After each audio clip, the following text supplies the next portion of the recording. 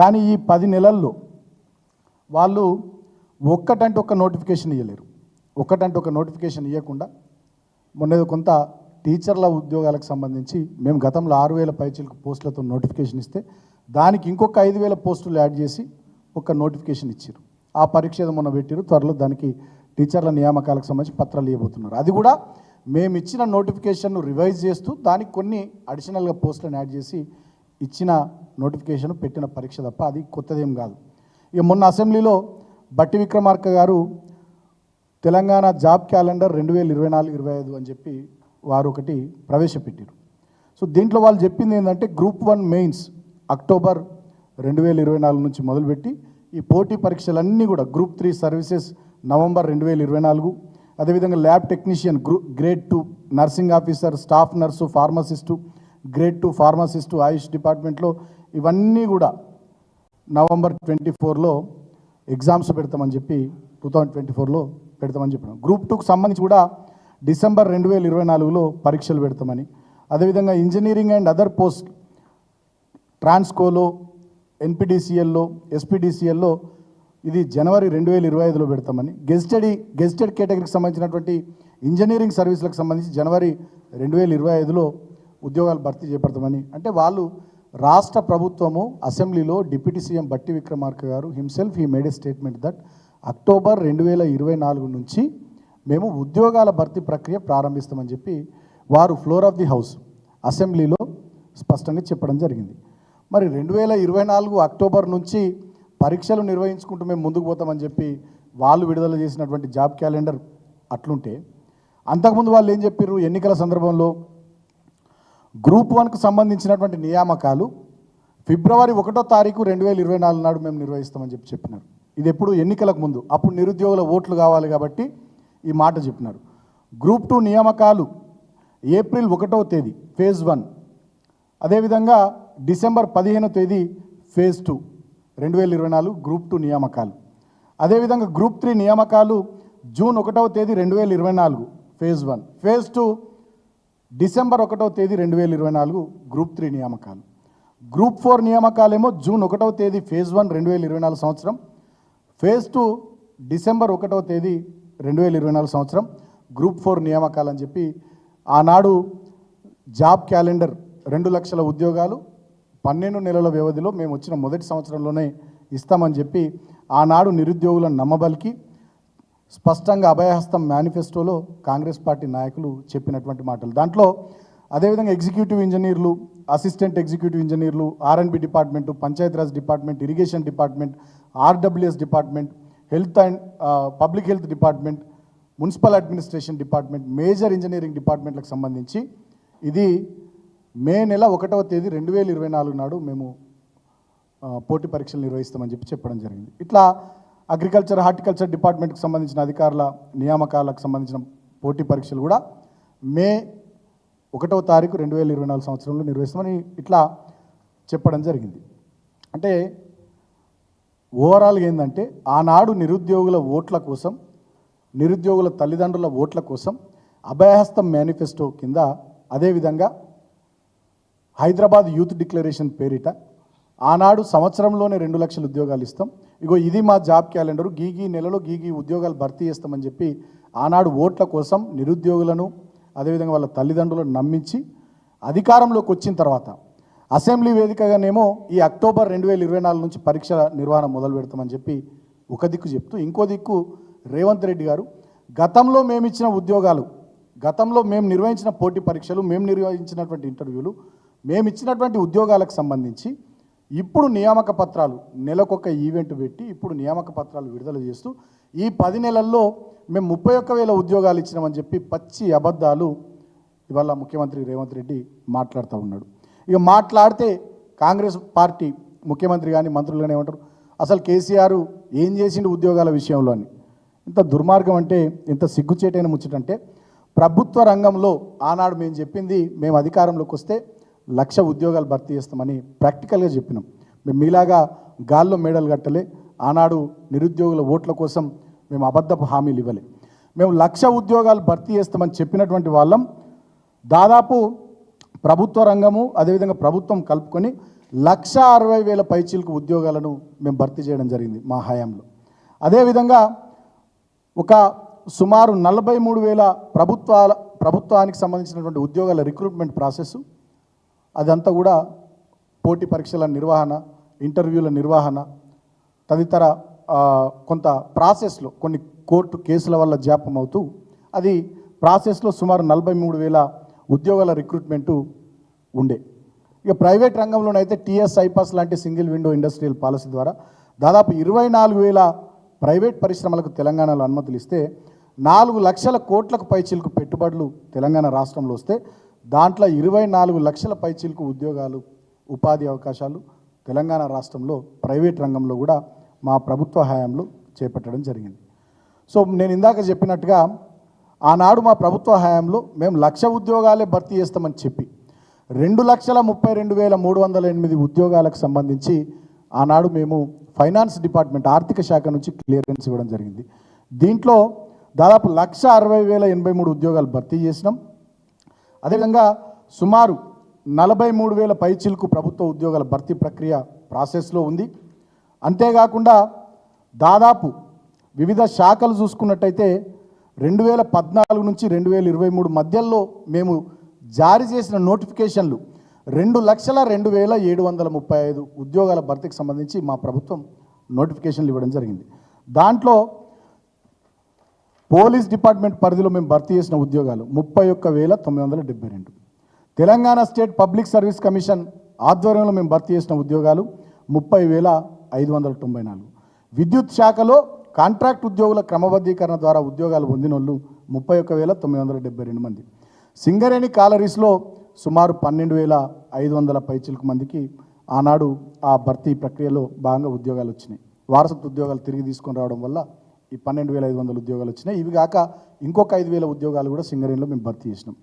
Junior Panchayat సెక్రటరీలు 9,355, జెన్కోలో, ట్రాన్స్కోలో, అదేవిధంగా ఎన్పిడిసిఎల్లో, ఎస్పీడీసీఎల్లో 6,648 ఉద్యోగాలు, ఆర్టీసీలో 4,768 ఉద్యోగాలు, గురుకులాల్లో 3,623 ఉద్యోగాలు, డీసీసీ బిల్లో 1,571 ఉద్యోగాలు, టీఎస్ జెన్కోలో అదనంగా 856 ఉద్యోగాలు, హైదరాబాద్ జలమండలిలో 807 ఉద్యోగాలు.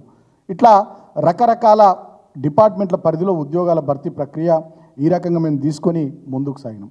మళ్ళొక్కసారి నేను చెప్తా ఉన్నా, 2,32,308 ఉద్యోగాలకు సంబంధించి ఆర్థిక శాఖ క్లియరెన్స్ ఇచ్చింది. 2,02,735 ఉద్యోగాలకు సంబంధించి 2014, 2023 మధ్యలో నోటిఫికేషన్లు జారీ చేయడం జరిగింది. దాంట్లో 1,60,083 ఉద్యోగాలు భర్తీ చేయడం జరిగింది.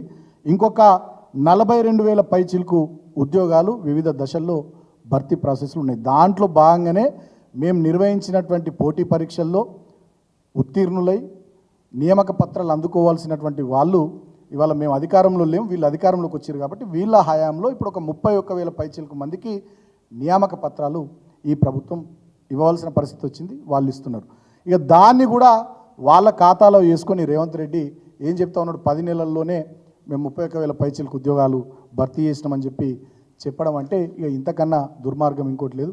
వేదాలు వల్లించే దయ్యాలు కూడా ముఖ్యమంత్రి మాటలు విని సిగ్గుపడతాయి. ఒక నోటిఫికేషన్ ఇవ్వకుండా, ఒక పోటీ పరీక్ష పెట్టకుండా, ఒక ఇంటర్వ్యూ కండక్ట్ చేయకుండా వీళ్ళు పోలీస్ డిపార్ట్మెంట్లో, నర్సింగ్ డిపార్ట్మెంట్లో, గురుకులాల్లో, వివిధ ఇంజనీరింగ్ శాఖల్లో, అదేవిధంగా ఎల్లుండి ఇవ్వబోతున్నటువంటి టీచర్ ఉద్యోగాల్లో మీరు ఎట్లా నియామక పత్రాలు ఇస్తారు? ఒక టీచర్ ఉద్యోగాలకు సంబంధించే 6,000 పైచిలకు ఉద్యోగాలకు మేము నోటిఫికేషన్ ఇచ్చినాం.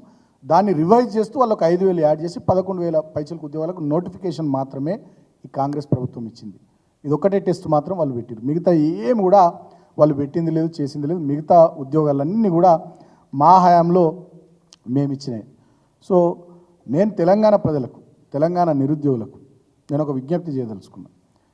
ఇవాళ రేవంత్ రెడ్డి ప్రభుత్వం, ఈ కాంగ్రెస్ ప్రభుత్వం, ఈ ప్రభుత్వం యొక్క ప్రాధాన్యతలు, ఈ ప్రభుత్వం యొక్క ప్రాధాన్యాలు మర్చిపోయి పనిచేస్తూ ఉన్నారు, ప్రవర్తిస్తూ ఉన్నారు.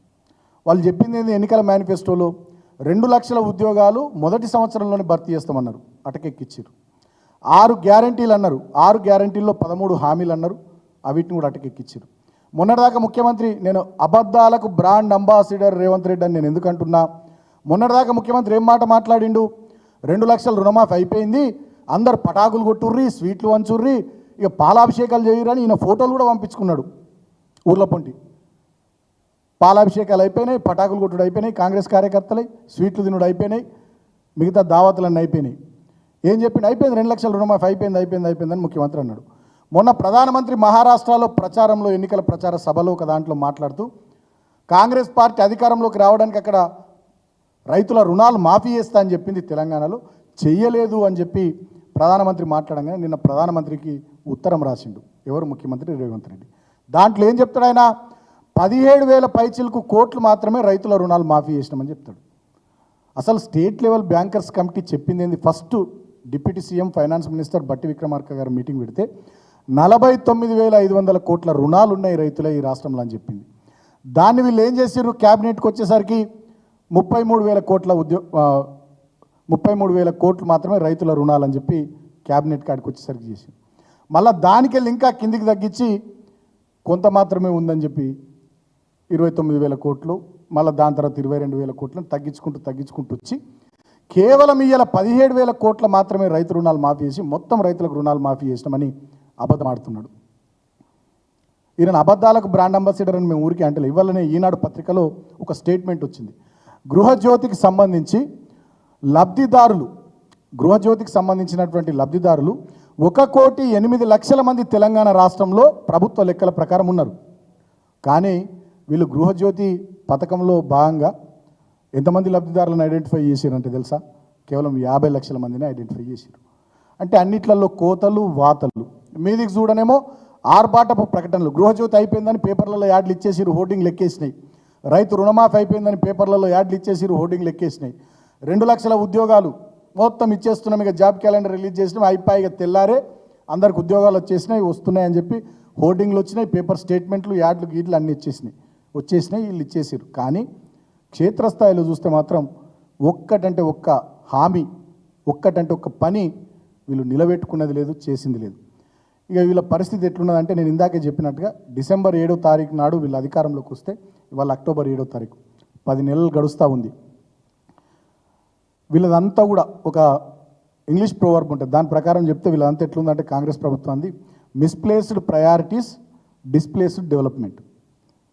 వీళ్ళ ప్రయారిటీస్ అన్ని మిస్ప్లేస్ అయిపోయినాయి. ఇక డిస్ప్లేస్డ్ డెవలప్మెంట్ అనేది కూడా ఏం లేదు. ఇక తాపకొక్కసారి ఈ 6 గ్యారంటీల మీద, వీళ్ళు ఇచ్చినటువంటి హామీల మీద, వీళ్ళ అభయహస్తం మేనిఫెస్టో మీద ప్రధాన ప్రతిపక్షంగా బీఆర్ఎస్ నిలదీస్తే ఒకసారి హైడ్రా వస్తుంది, బుల్డోజర్లు వస్తాయి తెలంగాణలో.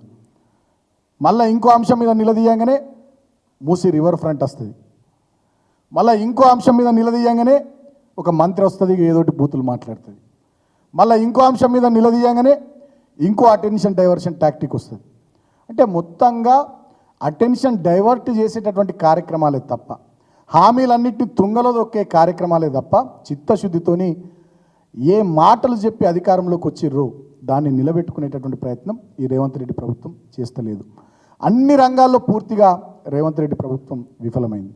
ముఖ్యంగా ఈ ప్రభుత్వం రావాలని ఏ నిరుద్యోగులు అయితే కాలికి బలపం కట్టుకుని తిరిగినరో ఆ నిరుద్యోగుల నోట్లు ఇవాళ మట్టి కొట్టింది. మొన్నటికి మొన్న మనం చూసినాం, గ్రూప్ 1 పరీక్ష 1:100 విలువండి అని చెప్పి నిరుద్యోగులు అశోక్ నగర్లో, దిల్సుఖ్ నగర్లో ఆందోళనలు చేస్తే పోలీసులతో వాళ్ళని కొట్టించారు, కేసులు పెట్టించారు, బెదిరించారు. ఎవరైతే కోచింగ్ తీసుకుంటున్నారో కోచింగ్ ఇన్స్టిట్యూట్స్లో ఆ పిల్లలకు ఫోన్లు చేసి, ఆ మేనేజ్మెంట్లకు ఫోన్లు చేసి ఆ పిల్లల్ని బెదిరించినటువంటి సంఘటనలు చూసినాం. సో వీళ్ళ నోటిఫికేషన్లు లేవు, ఉద్యోగాల భర్తీ లేదు, నిరుద్యోగ భృతి లేదు, ఇచ్చిన హామీలను మర్చిపోయారు. రేవంత్ రెడ్డి మాత్రం మూటలు సదురుకునుడు మీద, ఢిల్లీకి కొన్ని మూటలు పంపుడు మీద, మాయ మాటలు చెప్పే దాంట్లో ఇవాళ బిజీగా ఉన్నాడు.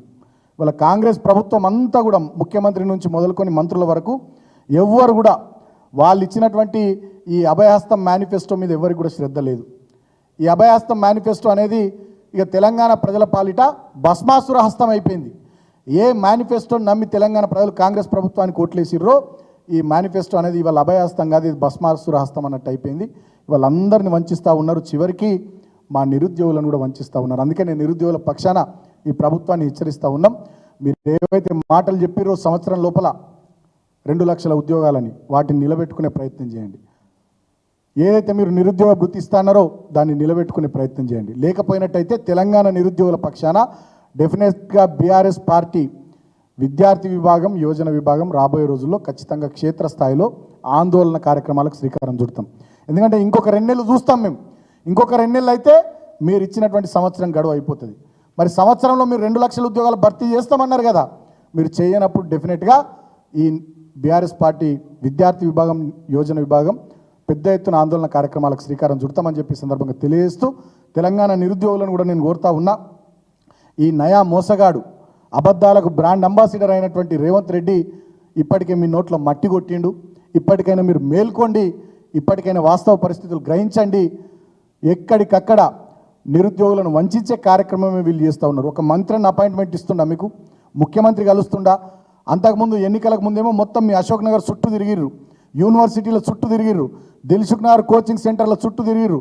ఎక్కడికి పోయినా నిరుద్యోగులను ముంగట పెట్టి బస్సు యాత్రలు చేపించి అది చేపించి ఇది చేపించి అనేక రకాలుగా మిమ్మల్ని మభ్యపెట్టిర్రు, మాయ చేసిర్రు. మరి వాళ్ళు ఏంది పరిస్థితి? ఎటువైన ఉద్యోగాలు, ఏమైనా ఉద్యోగాలు? మేము ఇచ్చినటువంటి 2,32,308 ఉద్యోగాల ఆర్థిక శాఖ క్లియరెన్స్కు సంబంధించి ఆ ఉద్యోగాలే భర్తీ చేసే పరిస్థితుల్లో ఇవాళ వీళ్ళు లేరు. ఇవాళ వీళ్ళంతా కూడా రేవంత్ రెడ్డికి ముఖ్యమంత్రి ఉద్యోగం వచ్చింది, చాలామందికి మంత్రుల ఉద్యోగాలు వచ్చినాయి, చాలామంది కాంగ్రెస్ పార్టీలకు ఎమ్మెల్యేల ఉద్యోగాలు వచ్చినాయి. వాళ్ళకు ఉద్యోగాలు వచ్చినాయి కాబట్టి వాళ్ళు మంచిగా ఏసీ కార్లలో తిరుగుతూ ఏసీ రూమ్లలో ఉలుకుతూ మేము కట్టిన మంచి బ్రహ్మాండమైనటువంటి సచివాలయంలో సేద తీరుతున్నారు తప్ప తెలంగాణ నిరుద్యోగుల గురించి ఆలోచిస్తలేరు. వాళ్ళ గురించి ఒక్క నిమిషమైనా ఆలోచన చేస్తలేరు. కాబట్టి తెలంగాణ నిరుద్యోగులారా, తెలంగాణ యువకులారా మేల్కొందాం, ఈ ప్రభుత్వంపై తిరగబడదాం, మరో పోరాటానికి సిద్ధమవుదాం. ఖచ్చితంగా రేవంత్ రెడ్డి కాంగ్రెస్ ప్రభుత్వం చెప్పినట్టుగా అన్నీ నెరవేర్చేదాకా మనం మరో పోరాటానికి సిద్ధమై ఈ ప్రభుత్వం మీద ఒత్తిడి తీసుకొద్దాం. ఈ ముఖ్యమంత్రి చెప్పే మాయ మాటలు, మోసపు మాటలు వినకండి. ఇప్పటిదాకా ఇచ్చినటువంటి నియామక పత్రాలన్నీ, మొన్న ఇచ్చిన పోలీస్ శాఖ కానీ, నర్సింగ్ శాఖ కానీ, నిన్న ఇచ్చిన ఇంజనీరింగ్ డిపార్ట్మెంట్ కానీ, ఎల్లుండి ఇవ్వబోతున్న టీచర్ ఉద్యోగాల నియామక పత్రాలు కానీ, ఇవన్నీ కూడా కేసీఆర్ గారి ప్రభుత్వం ఇచ్చిన నోటిఫికేషన్లే, కేసీఆర్ గారి ప్రభుత్వం ఇచ్చిన ఆర్థిక శాఖ ద్వారా వచ్చిన క్లియరెన్స్లే, కేసీఆర్ గారి ప్రభుత్వం పెట్టిన పోటీ పరీక్షల నిర్వహణనే, మేం నిర్వహించిన ఇంటర్వ్యూలే. కానీ వీళ్ళ ప్రభుత్వం వచ్చి ఆ నియామక పత్రాలు ఇస్తూ వీళ్ళు చేస్తున్నామంటున్నారు. ఈ 31,000 పైచిలకు ఉద్యోగాలు మైనస్ చేయాలి, 2 లక్షల పైచిలకు ఉద్యోగాల జాబ్ క్యాలెండర్ రిలీజ్ చేయాలి. గతంలో మేము ఇచ్చినటువంటి 2,32,308 ఉద్యోగాల భర్తీకి సంబంధించిన ఆర్థిక శాఖ క్లియరెన్స్, ఈ 2,32,000 ఉద్యోగాలను పక్కకు పెట్టే ఇంకొక 2 లక్షల ఉద్యోగాల భర్తీకి సంబంధించి తెలంగాణ రాష్ట్ర ప్రభుత్వం రేవంత్ రెడ్డి, బట్టి విక్రమార్క వీళ్ళు ఫైనాన్స్ క్లియరెన్స్ ఫస్ట్ ఇవ్వాలి. 2 లక్షల ఉద్యోగాలకు సంబంధించిన